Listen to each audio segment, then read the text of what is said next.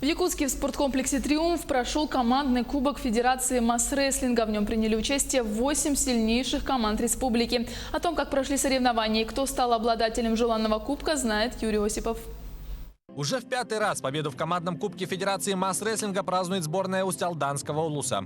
Впервые они выиграли в 2014-м и с тех пор никому не уступали заветный приз. Сам занимаюсь масс-рестлингом уже 3-й год.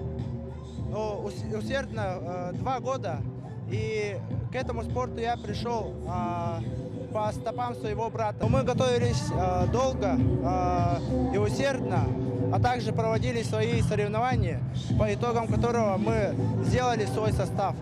В соревнованиях приняли участие 8 сильнейших команд республики, которые отобрали по итогам лично командного чемпионата Якутии среди мужчин, женщин и ветеранов, а также первенства среди юношей. Подготовленность команды очень высокая, проходных, скажем, таких встреч нету.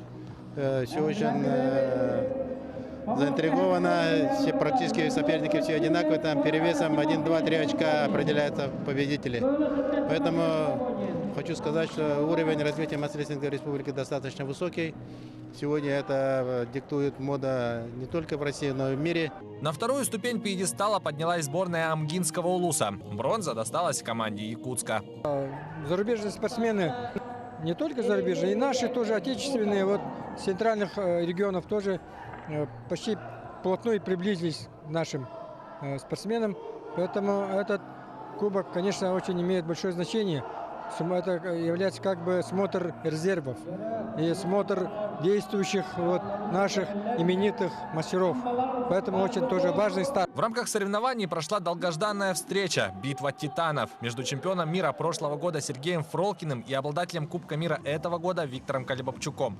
В равной борьбе со счетом 3-2 победу одержал якутский тяжеловес Сергей Фролкин. Все сложно, это не так просто, как говорится, заниматься-то. Это все делается планомерно, мы стараемся. Молодец, что сказать, он сделал все, что мог, и он выиграл. Он все знает, по идее, просто надо его направлять. Во время схватки не каждый понимает, что делает, там уже по нюансам мелким.